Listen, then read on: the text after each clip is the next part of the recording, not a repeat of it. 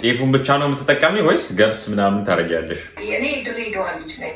ኦኬ ማድረገው መሰለኝ የማገዛው ጤፍ ነው። እሺ ገብስ ደግሞ ለብቻ አቦካና ለብቻ ነው የማቦካው። ገብሱን ለብቻ እሺ። ከዛ በኋላ ጤፉን ደግሞ ለብቻ አቦካና እሺ አንድ ቀን አቦካና ያሳድራለሁ።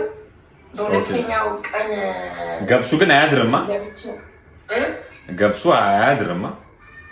አሳድራለሁ። ገብሱን ያድራለሁ። ኦኬ ገብሱን አብክቼ ለብቻ አሳድራለሁ።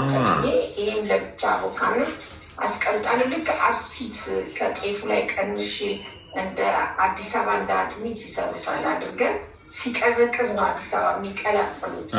ሲቀዘቅዝ ነው።